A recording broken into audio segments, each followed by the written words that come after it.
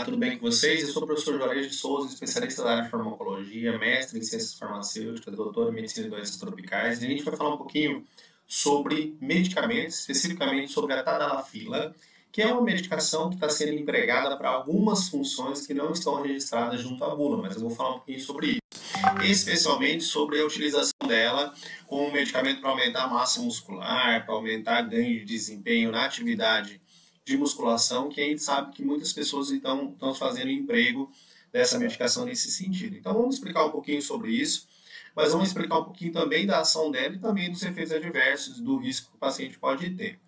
Começando aqui com a tadalafila, explicando que existe duas formulações principais. Uma de 20 miligramas, né, que você tem a formulação aí que é empregada normalmente quando o paciente vai objetivar o desempenho sexual. Vamos lembrar o seguinte: primeiro, a tadalafila, ela é uma medicação para disfunção erétil. A indicação principal dela é essa, com atuação de praticamente 36 horas de efeito sobre o paciente para essa função. Então, ela tem uma ação inibidora da fosfodiesterase, em especial a fosfodiesterase do tipo 5, que fica na cavidade peniana, fazendo com que você tenha uma vasodilatação e um aumento do fluxo sanguíneo para a cavidade peniana e, consequentemente, melhorando o quadro de disfunção erétil do paciente. Essa é a indicação principal.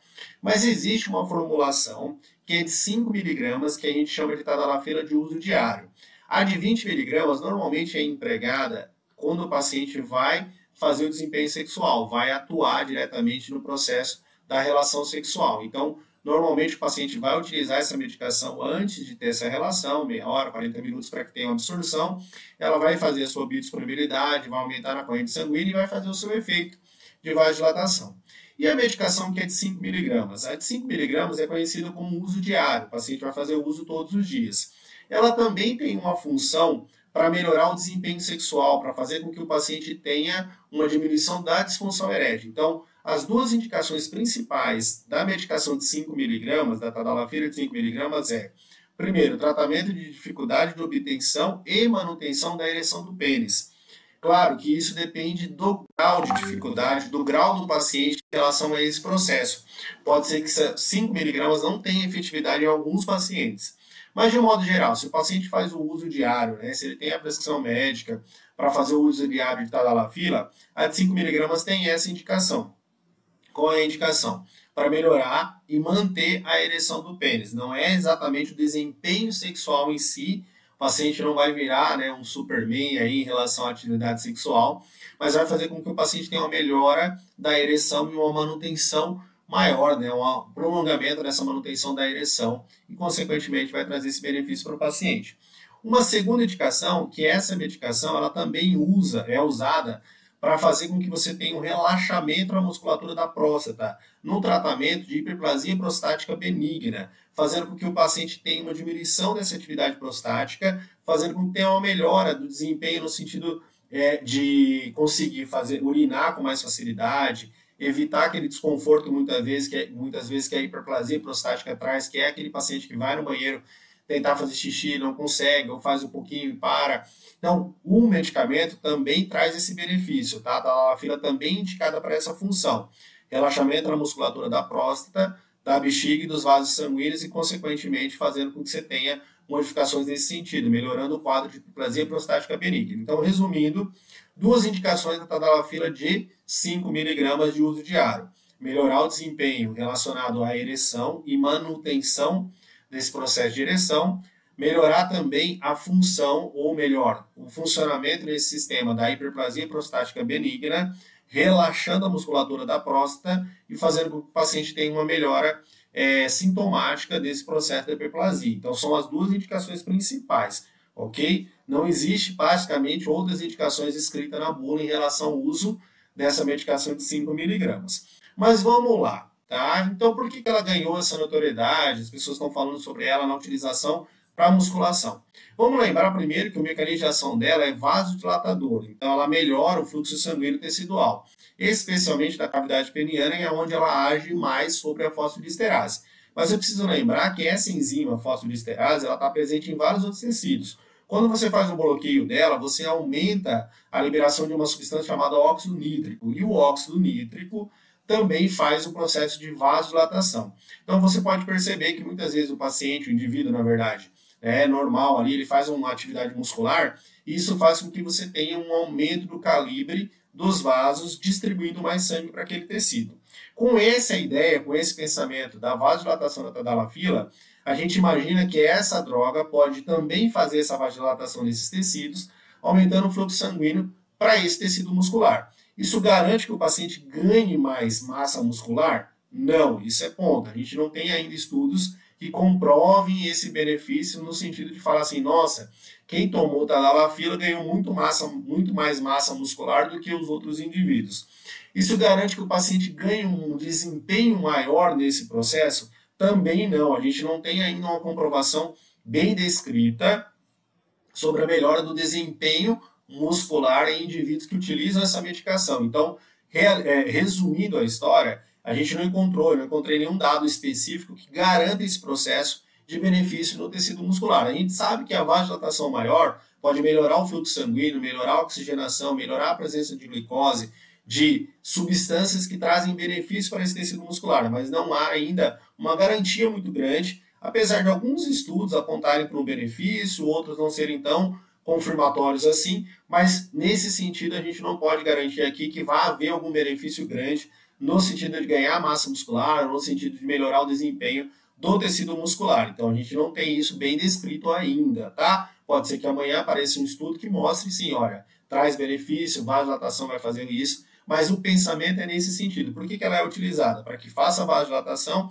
para que siga, para que transfira com mais facilidade esse sangue para o tecido, talvez melhorando o fluxo sanguíneo, o paciente pode ter algum benefício no desempenho muscular ou até no ganho desse tecido. Mas a gente não pode garantir isso, até porque os estudos não mostram esse caminho ainda comprovadamente. A gente deixa muito claro aqui que não é uma indicação de uso, não é para ser usado para essa função, porque ela vai trazer vários efeitos adversos. Então vamos citar aqui os efeitos adversos, tá?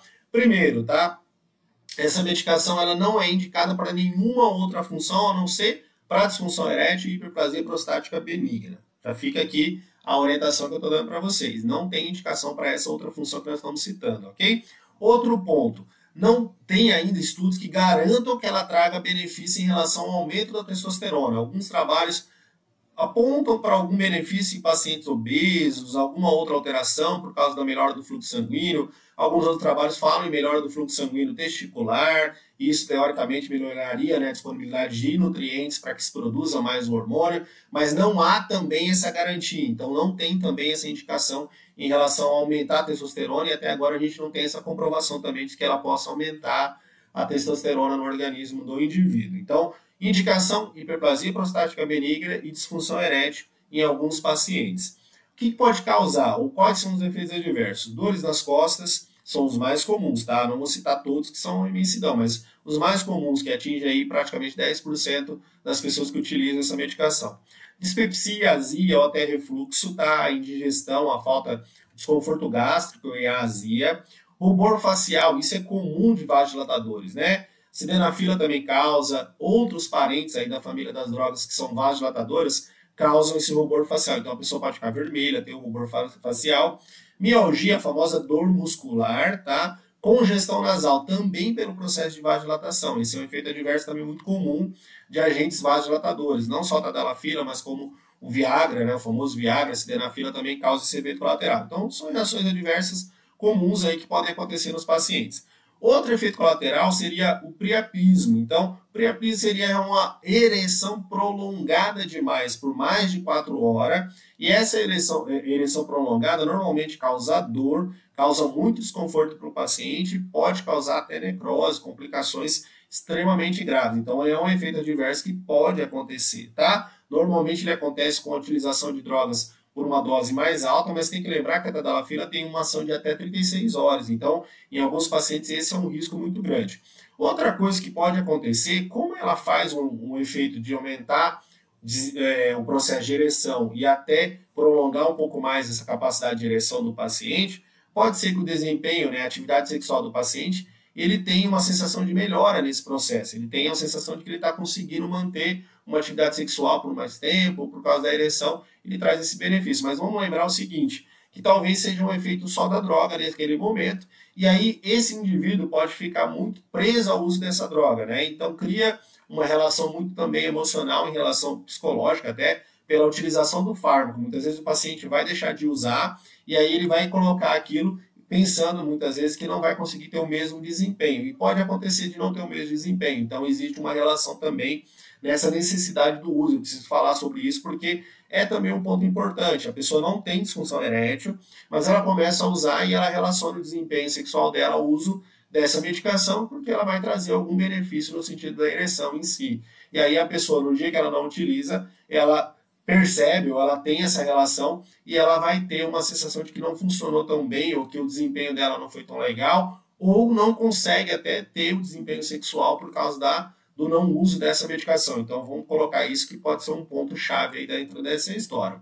Outra coisa é uma possível dessensibilização, apesar de não ser tão comum, muitas vezes o paciente pode ter essa alteração em relação ao uso, e aí daí para frente, se ele necessitar realmente para tratar uma disfunção erétil, ele vai ter que usar uma dose maior para manter esse mesmo efeito. Mas os efeitos adversos são esses aqui, a gente precisa deixar alerta que, como eu falei, a indicação dela não é exatamente para essa função muscular, ela tem indicação para duas funções principais, para hiperplasia prostática benigna e para disfunção erétil como chave principal e pode trazer esses efeitos colaterais, esses riscos para o paciente. Então fica aqui a nossa orientação, as nossas informações e acompanhe a gente aí, deixe o seu like também, compartilhe com quem tem interesse de saber dessas informações. Valeu, gente, até mais.